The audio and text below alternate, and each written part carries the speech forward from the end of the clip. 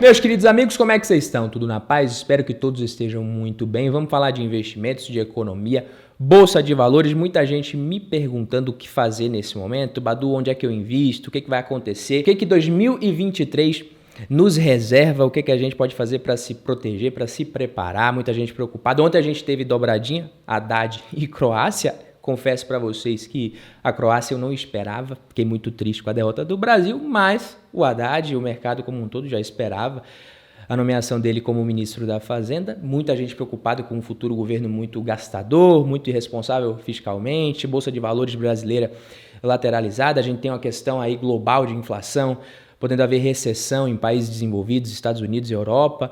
Onde investir nesse momento, como proteger o seu dinheiro? Eu tenho uma notícia aqui que, às vezes, esse aqui é mais um dos vídeos que eu anoto muita coisa aqui, trago muita coisa interessante, reflexões para vocês, mas eu tenho uma notícia que pode ser boa ou ruim, vai depender da sua realidade, mas se você investe, se você é organizado financeiramente, tem capacidade de poupança ali, poupar mensalmente, fazer aportes, tem uma carteira já bem organizada e realmente a gente tiver os próximos 4 anos ruins aqui no Brasil, a gente pode dizer que seria, principalmente para o investidor que tem um horizonte de investimentos longo pela frente, né, os melhores piores 4 anos. Porque você teria a chance ali de comprar bons ativos a bons preços, principalmente quando a gente fala de renda variável. Porque a realidade é que se você tem estratégia, se você executa com disciplina e paciência, períodos como esses são interessantes. E agora a gente tem oportunidades aqui e até mesmo fora do país para você diversificar internacionalmente. Agora, quem não consegue investir é quem mais vai sair prejudicado se realmente a gente tiver um governo irresponsável. Essas políticas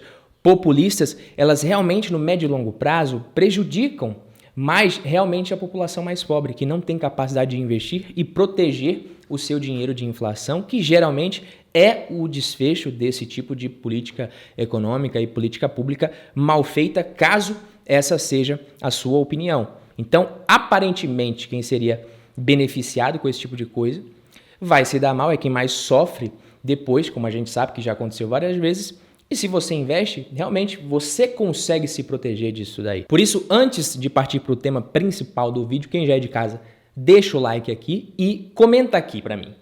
Nos próximos 4 anos, se você pudesse escolher apenas uma classe de ativo que você acha que vai ser a mais beneficiada, que vai render melhores frutos para o investidor, qual delas você escolheria? É claro que você não vai investir numa coisa só, mas se você pudesse escolher apenas uma, ações no Brasil, investimentos internacionais, fundos imobiliários, renda fixa, comenta aqui embaixo qual que seria a sua escolha e por quê. Eu vou sortear 5 comentários e desses 5, o melhor comentário vai ganhar o livro O Mais Importante para o Investidor, que eu vou anunciar no próximo vídeo.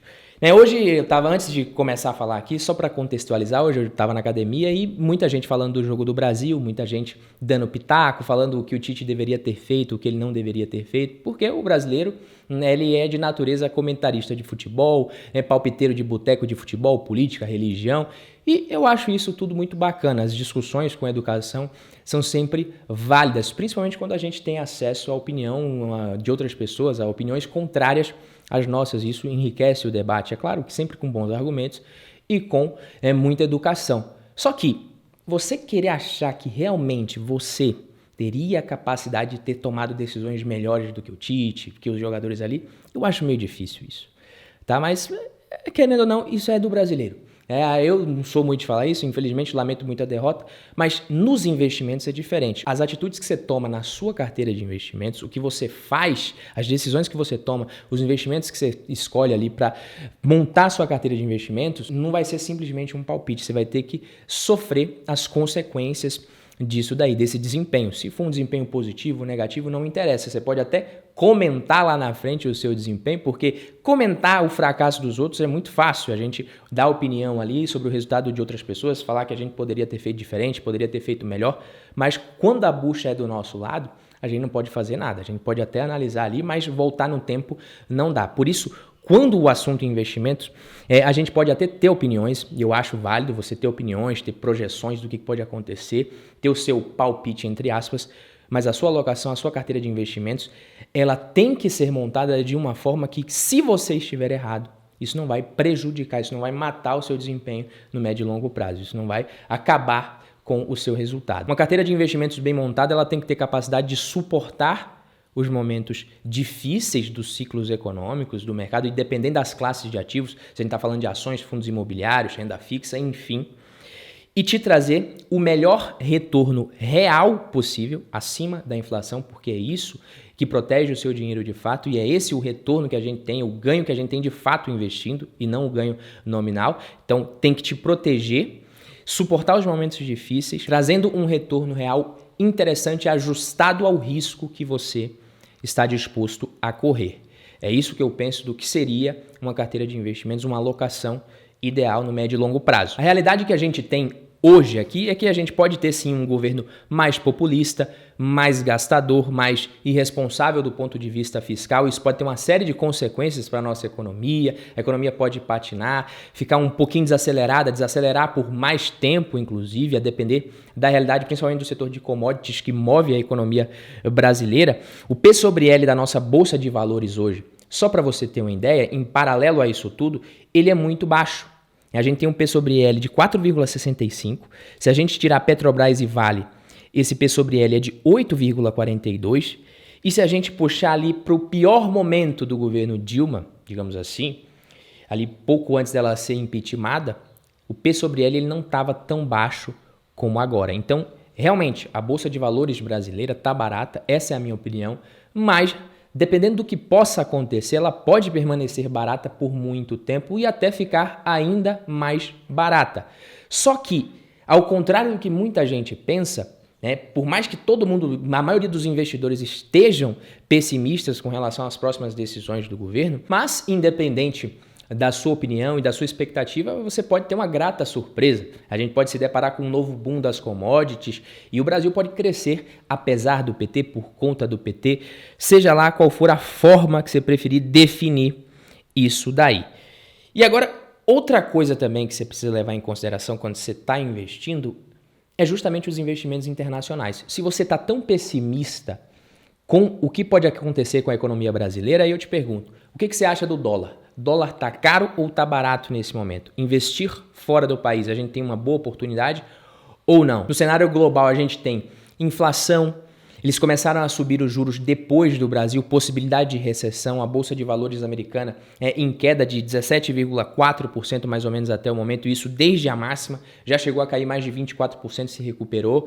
Então você tem várias formas de se investir lá fora e eu acho que investir no exterior, ter ativos internacionais, dolarizar a carteira, isso não é mais uma opção, não é sim ou não, devo ou não. Isso aqui é simplesmente você escolher a forma de se fazer isso. Você pode investir através de ETFs, de BDRs, você pode investir diretamente, você pode também começar a estudar um pouquinho mais sobre criptomoedas, se você ainda não conhece, principalmente o Bitcoin, que eu acho que é válido você ter um pequeno percentual da carteira, de olho no potencial que isso tem no médio e longo prazo, mas também ciente do risco, que é muito elevado.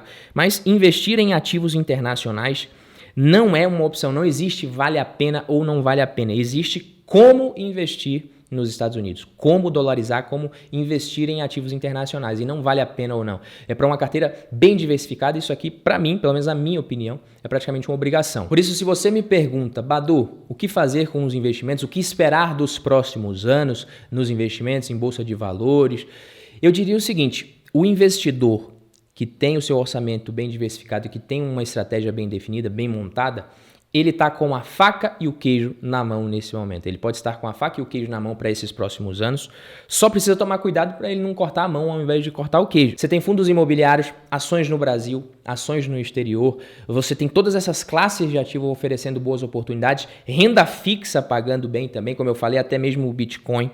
O que você fez ali em 2020, se você já investia, no auge das quedas ali, diz muito sobre a sua capacidade de se controlar, de controlar suas emoções, de controlar o seu lado emocional e psicológico nos investimentos. Então isso aí já te dá uma boa pista do que deve ser a sua alocação, até porque quando a gente parte para a prática é diferente, né? Você acha às vezes que você tem um perfil muito arrojado antes de você começar a investir, ou quando você tem ali uma carteira muito pequenininha ainda, muito incipiente, mas quando a sua carteira ela já é maior, dependendo da queda da volatilidade, você pode às vezes se desesperar. E toda decisão que você toma no calor do momento, de forma desesperada, isso não costuma dar certo. Por isso você tem que ajustar a sua alocação antes. É o que você faz na calmaria, eu costumo dizer, que é o que a gente faz na calmaria da Bolsa de Valores, da economia ali, que vai determinar justamente os resultados que a gente vai ter durante as tempestades. A sua diversificação, ela precisa estar alinhada com o seu perfil e com os seus objetivos também,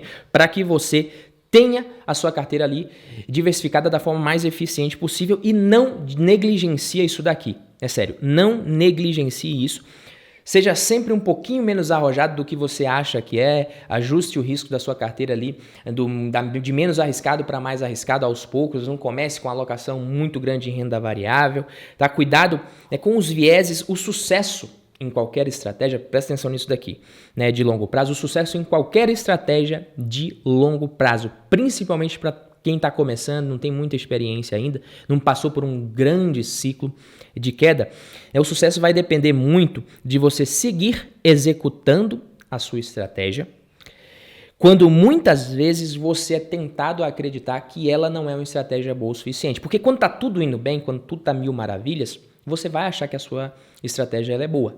Mas quando às vezes você está com alocação grande ali em renda variável, em ações, fundos imobiliários, e esses ativos começam a cair, nesse momento você vai seguir tentado ali, você vai ser tentado algumas vezes a achar, pô, eu acho que essa estratégia minha realmente não era mais interessante. O Brasil é o país da renda fixa mesmo, renda fixa pagando aí horrores, a galera ganhando tanta grana em renda fixa. Eu acho que eu estava errado desde o início. Eu deveria ter ouvido a minha tia, o meu tio, o meu avô, sei lá, ter deixado a minha grana em renda fixa. E aí, se você muda nesses momentos, você se lasca muito. Você assume um prejuízo ali muito grande, você realiza um prejuízo muito grande e às vezes você não vai conseguir recuperar mais, né? A renda fixa pode pagar o que for que você não recupera. Quando muitas vezes seguir firme nesse momento, ali por 2, 3, 4 anos, seria justamente o que faria a diferença na sua estratégia. Então, são nos piores momentos ali que você tem que permanecer firme na sua estratégia, desde que a sua estratégia seja a mais correta. É claro, você vai investir na louca e seguir firme fazendo a coisa errada, você só vai se ferrar. Warren Buffett, por exemplo, ele investiu na American Express, que é uma das maiores, se eu não me engano, a maior posição da Berkshire Hathaway hoje, em 1964. Foi a primeira vez que ele investiu, ele estudou muito, e quando a empresa estava passando por um momento muito difícil, ele analisou, estudou, viu que realmente era uma oportunidade e investiu, aportou na empresa por alguns anos ali e teve um retorno muito grande. E naquela época, muita gente ali, o mercado de certa forma muito pessimista, muita notícia ruim sobre a empresa saindo. E ele analisou, olhou os balanços e decidiu que aquilo ali era uma oportunidade para ele. O Barsi, por exemplo, também poderia contar várias histórias dele aqui. Não sei se você sabe, mas o Luiz Barsi ele começou a investir na Unipar, pagou R$2 e pouquinho ali na ação, muita gente criticou também. Depois a gente teve a crise do subprime, alguns problemas relacionados ali a pessoas envolvidas na Lava Jato, na direção, na presidência da empresa, as ações caíram muito, chegaram ao patamar de 25 centavos, ele comprou, ali é que muita gente criticou também, né? Você tá maluco, você vai comprar uma empresa dessa? E ele disse que analisou e simplesmente, é só de cloro, 25 centavos está muito barato. Não tem cabimento isso daqui, ele investiu, conseguiu um retorno muito grande e lá na frente, a própria empresa queria fechar o capital e ofereceu ao Barsi, se não me engano, R$6 por ação e ele recusou. O presidente da empresa, alguém muito importante, chegou aí no escritório dele e falou, você pagou 25 centavos, vende as ações por R$6, você já vai ganhar muito. A gente precisava dessas ações porque a gente tem a necessidade de pelo menos 2/3 do apoio da base acionária para conseguir fechar o capital da empresa e o Barsi se recusou, realmente falou, não faz sentido nenhum, isso daqui não adianta, a gente vai se desentender, mas eu não vou vender as minhas ações, eu realmente comprei com mentalidade de sócio e eu enxergo muito potencial, assim como os donos que queriam fechar o capital também enxergavam muito potencial. Não vendeu, resultado, as ações subiram muito, lá para mais de R$100, foi um dos maiores investimentos, dos melhores investimentos que o Barsi fez na vida inteira, só de dividendos, o que a ação já pagou, com relação, comparado ao que ele investiu, é um absurdo tudo isso, porque ele analisou antes de investir, estudou, sabia onde ele estava investindo, sabia o que ele estava fazendo. Então, isso, você tem que pegar essas lições e levar para a sua vida de investidor também, para a sua jornada de investidor. Até quando você vai ficar ouvindo histórias bem-sucedidas de outros investidores que aconteceram principalmente quando o cenário era ruim, era pessimista. Nossa, foi lindo olhar pelo retrovisor ali dos outros, né, e falar, porra, isso aqui foi genial que o cara fez. Mas quando que você vai parar de olhar para as decisões dos outros, para o sucesso dos outros e vai tomar você mesmo boas decisões nesses momentos de dificuldade e de maior risco no mercado em geral, já que a gente sabe que no médio e longo prazo, renda variável, ações são investimentos melhores do que a renda fixa. Então, sim, em 2023 a gente pode ter bolsa de valores lá fora caindo, as grandes economias, os países de primeiro mundo em recessão. A gente pode ter problema aqui no Brasil também por conta das questões fiscais, do lado fiscal pesando muito, dólar subindo, tudo isso pode acontecer, mas ainda assim eu acho que para quem investe, para quem tem um horizonte de longo prazo pela frente, se você continuar fazendo a lição de casa, fazer tudo certinho, direitinho, não desrespeitar seu perfil, sua estratégia, os seus objetivos, você tem tudo para agradecer, talvez, esse período lá na frente, principalmente quem está começando, né, por conta dos primeiros aportes fazerem muita diferença no resultado final, muito mais diferença do que os últimos aportes. Então, comprar mais barato no início vai fazer muita diferença. E errar nos investimentos é normal. O que não pode é você querer, né, consertar um erro com outro erro. Às vezes ali, eu errei, o desempenho da carteira está até bom, mas esse ativo aqui caiu, eu acho que foi um erro, agora eu vou vender, vou comprar outro, vou me arriscar ainda mais para recuperar isso daqui. Você acaba entrando numa espiral onde você desconsidera o resultado da carteira como um todo, que era o que você deveria considerar, e passa a olhar o desempenho dos ativos, né, especificamente. E acertar em todos também é impossível. Então eu considero, e além disso tem outra coisa, né? Erro tem mais a ver com os princípios e com, né, as estratégias que você utiliza do que com o resultado. Às vezes você vai tomar uma decisão certa, né, e o resultado não vai ser tão bom. E às vezes você vai tomar uma decisão errada e pode ser que o seu resultado seja ruim. Só que se você tomar decisões erradas de forma consecutiva, mesmo que a primeira tenha sido boa, tenha trazido um resultado bom, no médio e longo prazo você fazendo isso, né, com recorrência, você vai ter um desempenho muito ruim. Então, boas escolhas, independente do resultado que você vai ter no investimento, tem a ver com princípios. Bons princípios e bons parâmetros ali para guiar as suas decisões, a sua estratégia, as suas escolhas de investimentos, você vai ter um bom resultado lá na frente. As suas chances são muito maiores, porque você vai diversificar da forma correta e você vai olhar mais para o desempenho da carteira do que dos ativos especificamente. Então, a conclusão do vídeo aqui é o seguinte: os seus princípios, eles devem guiar a sua estratégia e ali os seus princípios, junto com os seus objetivos, vão guiar a sua alocação e as suas decisões nos investimentos. Seguir firme na sua estratégia, principalmente nas baixas, vai ser determinante para o seu sucesso no médio e longo prazo como investidor, e nas altas também você precisa se manter firme, porque quando a bolsa está subindo, muita gente ali acaba se empolgando e querendo se arriscar demais. Então, quando a bolsa está subindo, a galera esquece do preço, né? Ninguém olha mais para preço, tá tudo barato, porque a bolsa está disparando, está subindo. E quando está caindo, todo mundo esquece fundamentos e foca só no preço. Está caindo, vamos vender, vamos sair disso daqui.